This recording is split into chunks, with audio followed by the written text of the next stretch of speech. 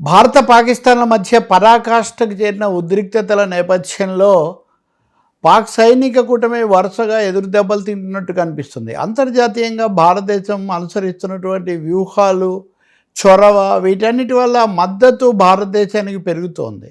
ఈ క్రమంలో తాజాగా చూస్తే అమెరికా విదేశాంగ మంత్రి మార్క్ రూబియో విదేశాంగ మంత్రి జైశంకర్తో మాట్లాడి మేము మీకు అండగా ఉంటామని చెప్పటం దౌత్యపరంగా పెద్ద విజయంగా మనం భావించాలి. ఎందుకంటే అమెరికాకు పాకిస్తాన్కు మధ్యలో ఉన్న సంబంధం కానీ, అమెరికా ప్రేరణతో మేము టెర్రరిస్టులను పోషించి తప్పు చేశామని పాకిస్తాన్ రక్షణ మంత్రి ఆసిఫ్ గతంలో చెప్పింది. కానీ ఇవి గుర్తు చేసుకుంటే కనుక వాళ్ళ మధ్య బంధం ఎంత బలమైందని తెలుస్తుంది. అటువంటి అమెరికా విదేశాంగ మంత్రి భారత విదేశాంగ మంత్రికి మాట్లాడి మరి మేము మీకు అండగా ఉంటామని చెప్తూ ఉన్నారంటే పాకిస్తాన్ వాదన నిలవడం లేదు అనేది స్పష్టంగా అర్థమవుతుంది.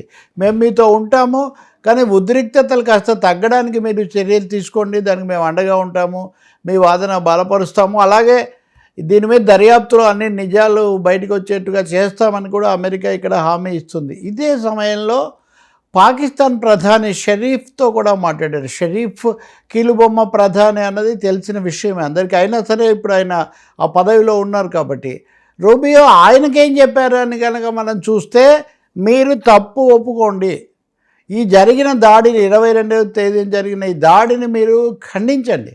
ఈ దాడిని ఖండించినట్టయితేనే మీ వాదన ఎవరైనా వినే అవకాశం ఉంటుంది తప్ప మీరు దాని మీద అటు ఇటు మాట్లాడుకుంటూ దాగుడు మూతలాడుకుంటూ భారతదేశాన్ని మటుకు దోషిగా చూపించే ప్రయత్నం చెల్లదు. మీరు దాన్ని బేషరతుగా పాకిస్తాన్ ప్రభుత్వం ఖండిస్తే వాతావరణం ఏర్పడుతుందని. మొత్తం మీరు చూస్తే తమకు సన్నిహితంగా ఉండే అమెరికాను, చైనాను, ఆ తర్వాత సౌదీ అరేబియా, టర్కీ లాంటి దేశాలను రంగంలోకి తీసుకొచ్చి వాతావరణం కొంచెం శాంతి కోసం, వాళ్ళు సంధి కోసం కృషి చేసే విధంగా ఒత్తిడి చేస్తుంది, వెంటబడుతుంది పాకిస్తాన్ అని అర్థమవుతుంది. అయితే ఆ దేశాలు కూడా కశ్మీర్లో జరిగినటువంటి ఘాతుకాన్ని కానీ, పాకిస్తాన్ యొక్క రెచ్చగొట్టే చర్యలను కానీ ఆమోదించే పరిస్థితిలో లేరు. అందుకనే మీరు ముందు ఇక్కడ తప్పు ఒప్పుకోండి, తర్వాత పొరపాటు జరిగిందని చెప్పండి, ఇలాంటి చర్యలు ఆపేసేయండి, ఇది చెప్తున్నారు.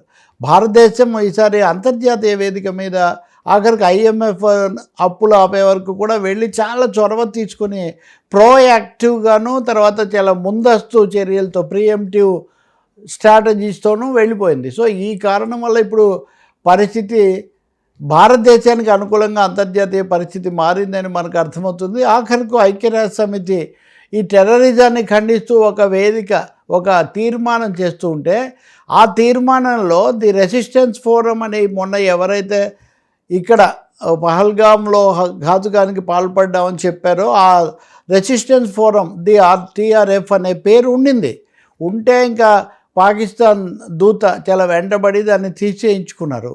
అంటే ఎదురీతగా ఉంది అంతర్జాతీయ వేదికల్లో పాకిస్తాన్ పరిస్థితి అనేది అర్థమవుతుంది. రెండవది, దౌత్య నిపుణులు కానీ, యుద్ధతంత్ర నిపుణులు కానీ భారతదేశానికి స్పష్టంగా చెప్తున్నారు. దాన్ని ప్రభుత్వము, సైన్యం కూడా గమనంలోకి తీసుకుంటున్నట్టు కనిపిస్తుంది. 3 అంశాలు ఖచ్చితంగా దృష్టిలో పెట్టుకొని వ్యూహం, ప్రతివ్యూహం నిర్ణయించుకోవాలి. ఒకటి, భారతదేశం తీసుకునేటటువంటి చర్య షాకింగ్గా, సర్ప్రైజింగ్గా, అంటే హఠాత్తుగా వాళ్ళని దిగ్భ్రాంతికి గురి చేసే విధంగానూ, ఊహించని విధంగానూ ఉండాలి. రెండవది, దీనివల్ల భారతదేశం ఏదో దీర్ఘకాలికంగా ఆ భారాల్లో లేకపోతే వాటిలో మునిగిపోయేటటువంటి ఇది ఉండకూడదు.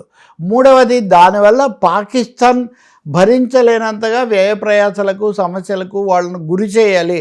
మళ్ళీ ఇలాంటి దుస్సాహసాలకు పాల్పడకుండా వాళ్ళని కట్టడి చేయగలిగినంత తీవ్రంగా ఈ చర్య ఉండాలి అని ఈ త్రిసూత్ర వ్యూహంతో భారతదేశం తన ప్రతిస్పందనను నిర్ణయించుకుంటుంది. త్రివిధ దళాధిపతులతో, భద్రతా సలహాదారుతో, రక్షణ మంత్రులతో, వీళ్ళందరితో ప్రధాని మోదీ జరిపిన సమావేశాలు కానీ, తర్వాత సూపర్ క్యాబినెట్ అని చెప్పేటటువంటి రక్షణ వ్యవహారాల, భద్రతా వ్యవహారాల కమిటీ సమావేశం కానీ, ఇవన్నీ ఆ దిశలోనే ఉన్నాయి. తర్వాత దానికి మంత్రివర్గం లాంఛనంగా ఎలాగో ఆమోదం తెలుపుతుంది. అందుకనే గతంలో 4 యుద్ధాలు, పాక్షిక యుద్ధాల అనుభవం. రెండవది, పాకిస్తాన్ తన అంతర్గత సంక్షోభం నుంచి బయటపడడం కోసం ఏదో ఒక విధంగా భారతదేశాన్ని ఒక ట్రాప్లో పడేయాలి, తిరిగి ఒక యుద్ధంలో ఇరికించాలనే ప్రయత్నం వాళ్ళు కావాలని పనిగట్టుకొని చేస్తున్నప్పుడు మనం ఎప్పుడు వాళ్ళ షరతుల మేరకు, వాళ్ళ వ్యూహాల మేరకు మనం యుద్ధంలో చిక్కుకోకూడదు. మన టర్మ్స్‌తో, మన కండిషన్స్‌తో మనం తీసుకోవాల్సినటువంటి చర్యలు తీసుకోవాలని. ఇంకొక సానుకూల పరిస్థితి కూడా ఉంది అని మోదీ ప్రభుత్వం భావిస్తుంది. 2019లో సర్జికల్ స్ట్రైక్స్ ఇట్లాంటివి చేసినప్పుడు, అప్పుడు ఎన్నికలు దగ్గరగా ఉండడము, మోదీ ప్రభుత్వం కావాలని వీటిని చేస్తూ ఉంది అనేటటువంటి రాజకీయ ప్రతికూలత ఉండింది.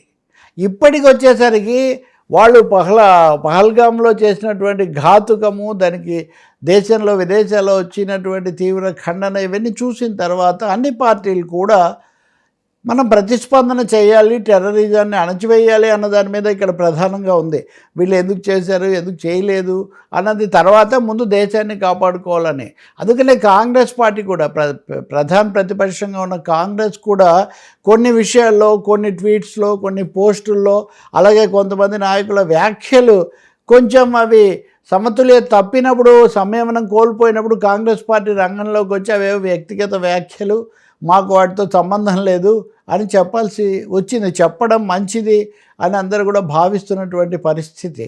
కాశ్మీర్లో కూడా, కాశ్మీర్ ప్రభుత్వం కూడా చాలా చొరవ తీసుకొని దీన్ని ఖండించటం. ఇంత చేస్తే కాశ్మీర్లో ఈ వ్యూహాన్ని చేయాల్సింది, ఎదుర్కోవాల్సింది కేంద్ర ప్రభుత్వం. ఎందుకంటే అది కేంద్రపాలిత ప్రాంతం.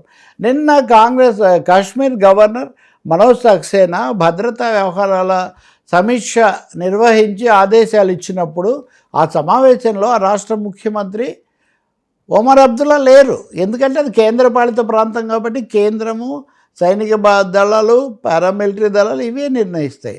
కాబట్టి ఇప్పటి వరకు జరుగుతున్న పరిణామాలు గమనిస్తే భారతదేశం తొందరపాటుకు గురి కాకుండా ఆచితూచి వ్యవహరించడం వల్ల, అందరినీ కలుపుకొని రావడం వల్ల, మూడోది దేశంలో కూడా ఒక ఏకాభిప్రాయాన్ని తీసుకొని రావాలి అనే ప్రయత్నం చేయడం వల్ల, బీజేపీ కాంగ్రెస్ల మధ్య వాగ్యుద్ధాలు ఎలా జరిగినా సరే స్థూలంగా జాతీయ స్థాయిలో మటుకు ఏకోన్ముఖంగా దేశం నిలబడింది అనే ఒక అభిప్రాయం కలిగించడం వల్ల, గతంలో బాల్కోట లేకపోతే ఉరి అలాంటి సమయాల్లో మోదీయే చాలా చొరవ తీసుకున్నారు, అంతా మోదీయే చేశారు అన్న దీనికోసం వాళ్ళు ప్రయత్నించారు. కానీ ఇప్పుడు మటుకు దేశం, ప్రభుత్వం, కేంద్రం అన్న పరిస్థితిలోకి వెళ్ళటం అన్నది ఇది ఉపయోగకరంగా ఉండటమే కాకుండా భారతదేశం ఏదో మళ్ళీ తన మీదకి తెచ్చుకోకూడదు, పాకిస్తాన్ యొక్క కుటిల వ్యూహాలను మళ్ళీ వాళ్ళకే బెడిసికొట్టేటట్టుగా చేయగలుగుతూ ఉంది.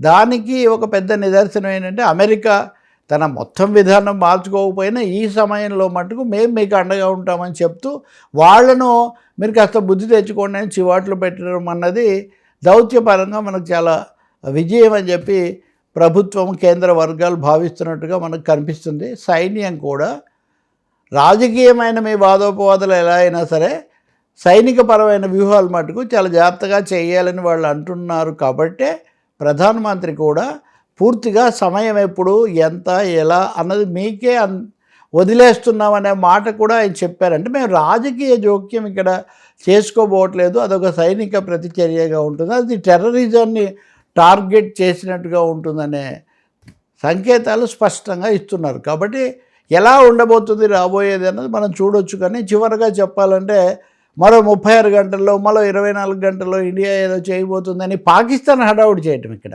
అంటే దాన్ని బట్టి ఏంటి, నా మీద ఏదో జరగబోతుందని ప్రపంచానికి చెప్పడానికి వాళ్ళు ప్రయత్నిస్తున్నారు. కానీ అదే ఇండియా ఉద్దేశం అయితే అమెరికాతో కానీ ఇంకొకరితో ఇలా మాట్లాడి ఉండే అవసరం ఉండేది కాదు. కాబట్టి చాలామంది ఊహించిన విధంగా ఈ ప్రతిస్పందన ఉండబోదు. అది చాలా వ్యూహాత్మకంగానే ఉంటుందనేది మనకు తొందరలో అర్థమవుతుంది.